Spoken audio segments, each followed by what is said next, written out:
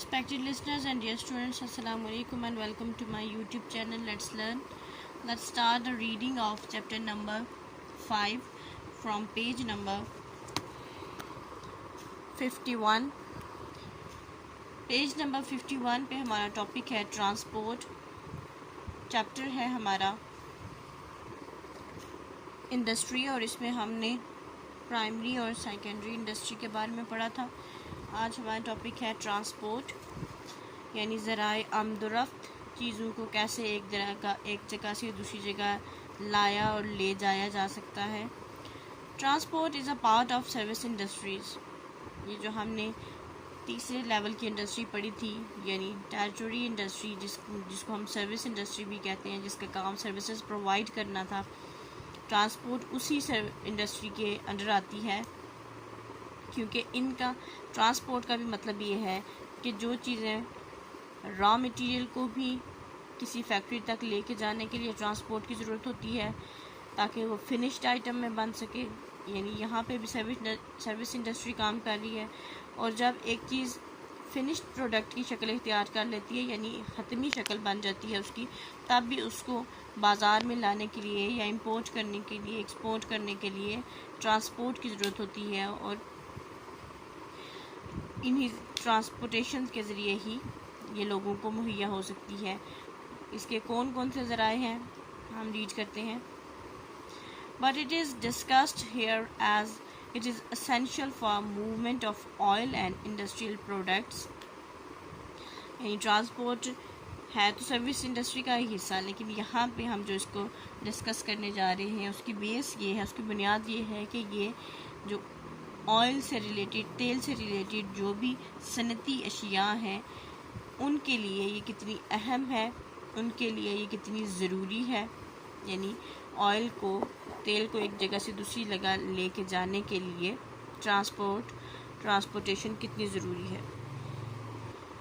Sending goods by sea, specially large और bulky once,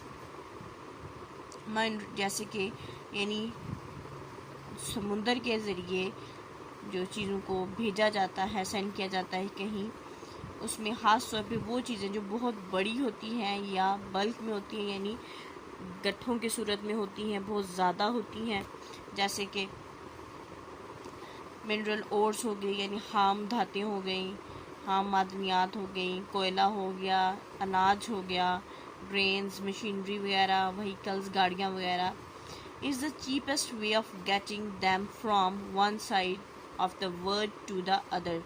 यानी समुंदर के ज़रिए कोई भी ऐसी बड़ी दो हैकल चीज़ें या बहुत ज़्यादा मिकदार में जो भी चीज़ें हों, यानी गट्ठों के गट्ठे हों, उनको समुंदर के ज़रिए भेजना एक सस्ता ज़रिया है।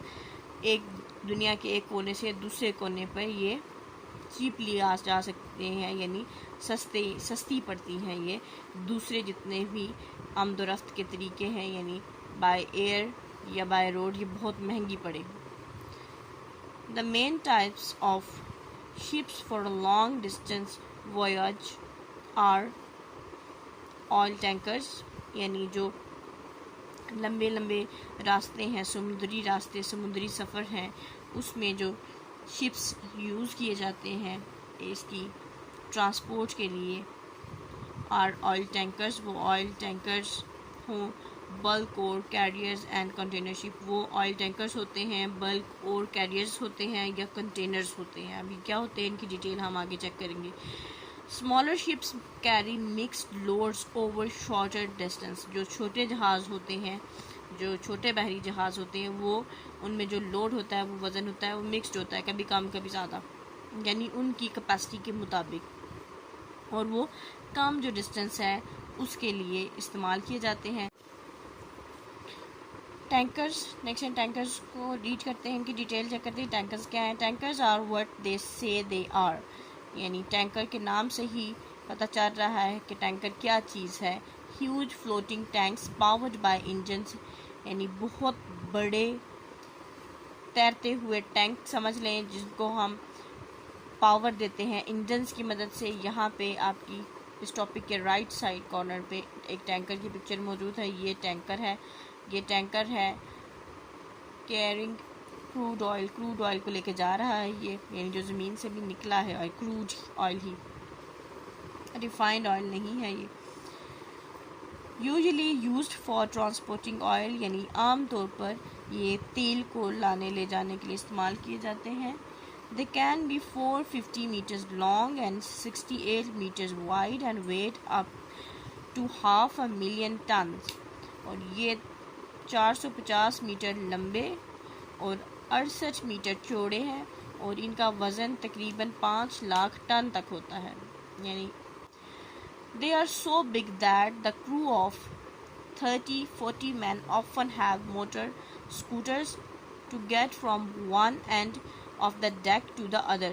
यानी ये इतने बड़े होते हैं कि वहाँ पे जो काम करने वाला अमला है, यानी 30-40 लोग मौजूद होते हैं, और वो 30-40 लोग एक टैंकर यानी डेक के एक तरफ से, यानी लकड़ी का ये जो तख्ता है इसकी एक जानिब से दूसरी जानिब जाने के लिए मोटर स्कूटर्स यूज़ करते हैं, जो कि शॉर्ट डिस्टेंस पे यूज़ किए जाते हैं।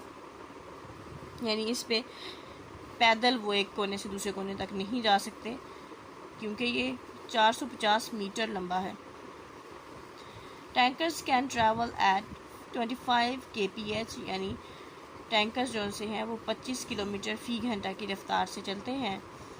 And take over 5 kilometres to slow down to a stop, और 5 किलोमीटर चलने के बाद वो आहिस्ता हो जाते हैं, या इतने आहिस्ता हो जाते हैं कि वो रुक जाते हैं।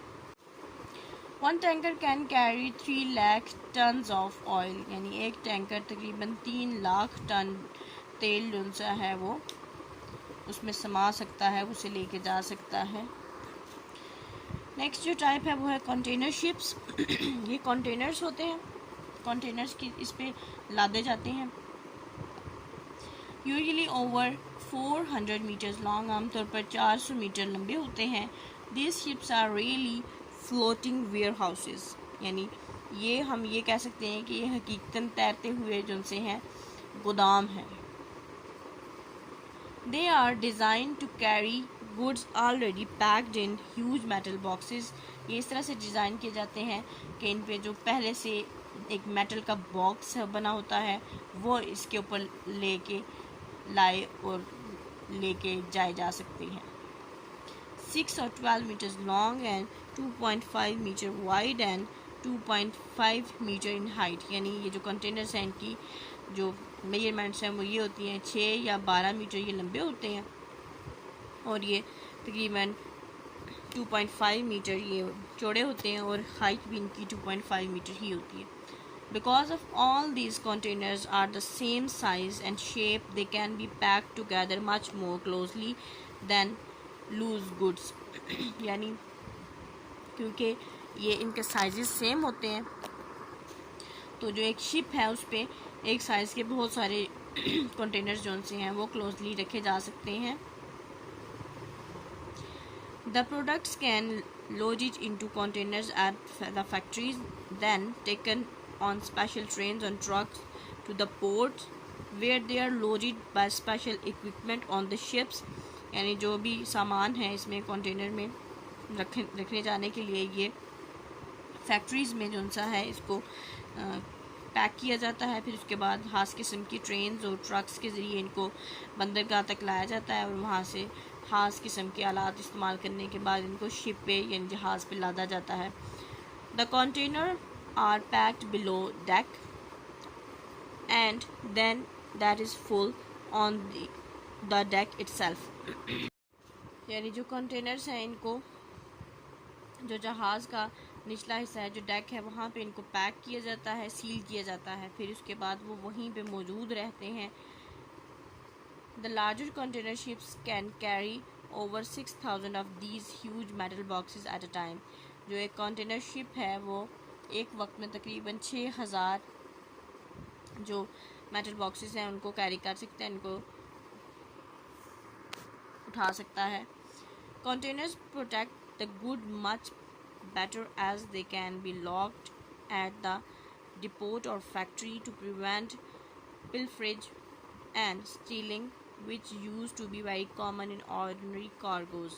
यानी ये जो कंटेनर शिप होता है, ये इसमें जो भी कंटेनर्स लादे जाते हैं ये फैक्ट्री में इनको लॉक कर दिया जाता है या सील कर दिया जाता है, या वहाँ पे कंटेनर शिप में पहुँचने के बाद इनको वहाँ पे सील कर दिया जाता है, और फिर इसके बाद इनको ये ओपन नहीं किए जा सकते जब तक कि ये अपनी डेस्टिनेशन पे अपना जो मुकाम है उस पर पहुँच नहीं जाते। और वो शख्स जिसने इस कंटेनर का ऑर्डर दिया होता है वो आके इसको रिसीव नहीं कर लेता, वो ख़ुद ही इसकी सील ओपन करता है, वो ख़ुद ही इसको रिसीव करने के बाद, इससे पहले इसको कोई भी ओपन नहीं कर सकता।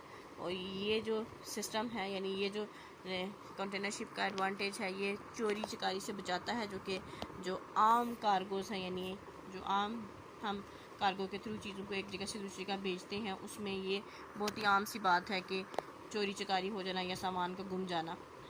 नेक्स्ट है bulk carriers. Some goods such as coal, metal ores and grains are not suitable for containers and these are often carried in bulk carriers.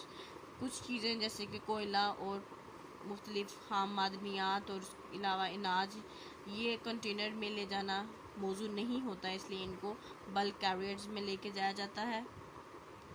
These are up to 350 meter long with the engines and living quarters at the rear.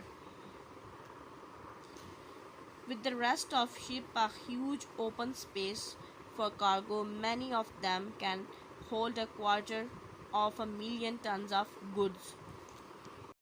यानी ये 350 metre लंबे होते हैं और इनमें engine के साथ साथ कुछ लिविंग यानी रहने के लिए क्वार्टर्स या रहने के लिए रिहायशी जो कमरे वगैरह होते हैं वो भी इसमें होते हैं। और एक जो शख्स है वो तकरीबन 1 मिलियन टन सामान जो सा है वो अपने साथ रख सकता है। ये इतने बड़े ह्यूज कैरियर्स हैं। Other specialist ships are refrigerated ships which carry meat and other perishable goods about the world। यानी कुछ और भी खास किस्म के जहाज़ होते हैं जिनमें कुछ रेफ्रिजरेटेड शिप्स होते हैं जिनमें सलाहियत होती है वो चीज़ों को फ्रीज़ रख सकें, जो कि गोश्त वगैरह ले जाने लाने के लिए इस्तेमाल किए जाते हैं। यानी मुख्तलिफ़ मुल्कों में, जैसे साइमन एक फ़िश है जो कि पाकिस्तान में बहुत कम मिलती है और ये फ्रीज़ हुई भी आती है पाकिस्तान में, और ये जिन शिप्स में आती है फिर वो रेफ्रिजरेटेड शिप्स होते हैं। इसके अलावा कुछ ऐसी अशिया जो टूटने वाली होती हैं वो उनके लिए भी ये यूज़ स्पेशल किस्म की शिप्स हैं ताकि टूटने वाली अशिया उनमें टूटे ना। There are roll on roll off ships which carry cars and other vehicles. कुछ रोल ऑन रोल ऑफ जहाज़ हैं जो कि कार्स और दूसरी गाड़ियाँ वगैरह लाते हैं, which are driven under their own power into the vast holds of these ships। यानी ये इस किस्म की जो शिप्स हैं ये इनकी जितनी कैपेसिटी है, जितना इन पे वज़न है उसके मुताबिक ये बढ़ते हैं, चलाए जा सकते हैं। इसको यहाँ हम स्टॉप करेंगे। Wish you best of luck and अल्लाह हाफ़िज़।